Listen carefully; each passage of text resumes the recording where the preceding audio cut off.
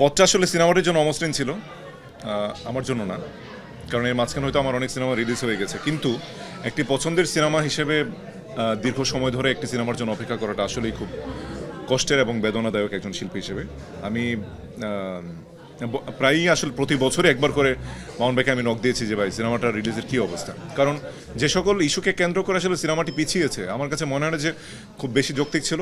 তারপরও censor board আসলে ভালো বোঝেন, তারা আসলে চলচ্চিত্র বিশেষজ্ঞ, আমি বিশেষজ্ঞ নই। সেই সুবাদে আসলে কিছু বিষয় হয়তো পরিমার্জনের কথা বলা হয়েছে বা পরিবর্তনের কথা বলা হয়েছে, সেই জিনিসগুলোকে পরিবর্তন করে খুব আই থিঙ্ক, বাট সিনেমার যে মেইন টপিক বা মেইন থিমটা রয়েছে সেই থিম থেকে কোনোভাবেই সরে যায়নি। হয়তো দু একটা ল্যাঙ্গুয়েজকে হয়তো কারেকশন করা হয়েছে বা এলিমিনেট করা হয়েছে, বাট তারপরও সিনেমাটি আগের যেই প্ল্যাটফর্মে এবং শক্তিশালী অবস্থানে ছিল সেই অবস্থানটিতেই রয়েছে। সব কিছু শেষেও যখন একটা দীর্ঘ অপেক্ষার পর একটা জিনিস হাতে পেলে আমরা যেমন খুশি হই, ঠিক তেমনি একটা পছন্দের সিনেমা মেকআপ সিনেমাটি আলটিমেটলি প্রেক্ষাগৃহে মুক্তি পেতে যাচ্ছে সিনেমা হলে। So more over I am so happy, আমি ভীষণ হ্যাপি। এবং মামুন ভাইয়ের সঙ্গে আমার দুটি সিনেমাতে কাজ করা হয়েছে।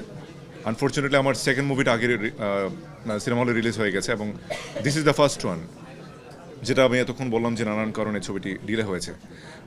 কিন্তু আসলে এই গল্পের দিক থেকে চিন্তা করলে সিনেমাটির গল্প এবং প্ল্যাটফর্ম এতটাই স্ট্রং, যেটা আসলে সব সময়ের জন্য আমার কাছে মনে হয় যে আগামী 10 বছর 15 বছর 20 বছর পরেও এই ছবির গল্পটির জন্য ছবিটি এভারগ্রিন হয়ে থাকবে। মামুন ভাই বরাবরই একজন গুণী নির্মাতা, তিনি অনেক সিনেমা নির্মাণ করেছেন। তবে একজন শিল্পী হিসেবে আমি এটাই বলবো যে বর্তমান যে চলমান পরিস্থিতি রয়েছে, যে সিনেমার একটা খুব খারাপ দশা যাচ্ছে, সত্যি বলতে আমাদের অনেক সিনেমার শুটিং হচ্ছে না, অনেক সিনেমা মুক্তি পাচ্ছে না এবং অনেক কাজ মাঝখানে থেমে গেছে। আমি শুধু এটাই বলবো যে আমাদের সিনেমাকে ঘিরে লাখো মানুষের কর্মসংস্থান রয়েছে। আপনি যদি একজন টেকনিশিয়ানের কথাই চিন্তা করেন, একটা টেকনিশিয়ান কিন্তু তাদের কোনো অ্যানাদার কোনো বিজনেস নাই বা জব নাই।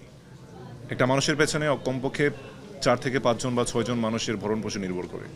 সো আমাদের যে সিনেমাগুলো চলমান অবস্থায় ছিল সেগুলো থেমে যাওয়ার কারণে কিন্তু অনেকেরই তারা ঠিকমতো তাদের ফ্যামিলিকে টেক কেয়ার করতে পারছে না।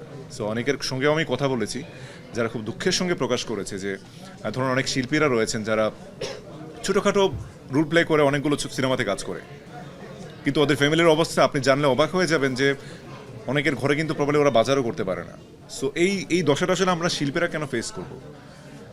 বিজনেস স্মুথলি চলছে, অন্যান্য সেক্টরগুলো স্মুথলি চলছে, ড্রামা সেক্টরগুলো স্মুথলি চলছে, তো সেখানে আমাদের সিনেমা ইন্ডাস্ট্রির মানুষগুলো কেন সাফার করবে? এটা আমি একজন শিল্পী হিসেবে আমি খুব ব্যথিত হই যখন আমাদের এই শিল্পীদের এবং আমাদের সিনেমাকে ঘিরে যাদের কর্মসংস্থান, তাদের লাইফটা যখন অনেকটাই থেমে যায়, সেটা আসলে খুব দুঃখ লাগে। আমি চাই যে এই সিচুয়েশনটা যেন খুব দ্রুত নিরসন হয় এবং প্রডিউসাররা, কারণ প্রডিউসাররা যদি সিনেমা না বানায় সেক্ষেত্রে কিন্তু আমরা স্মুথলি আমাদের ইন্ডাস্ট্রিকে এগিয়ে নিয়ে যেতে পারবো না। সো ওদের উপরে অনেক কিছু ডিপেন্ড করছে। হয়তো আমাদের আপাত দৃষ্টিতে মনে হতে পারে যে আমাদের সিনেমা মুক্তি পাচ্ছে, হয়তো কাজ চলছে, আসলেই আগের মতো অনেক কিছুই নেই। সো আমি চাই যে সব কিছুর ঊর্ধ্বে, দলের ঊর্ধ্বে থেকেও সিনেমাগুলো যেন স্মুথলি চলে। সরকারকে আমি সেই আহ্বানটা জানাবো।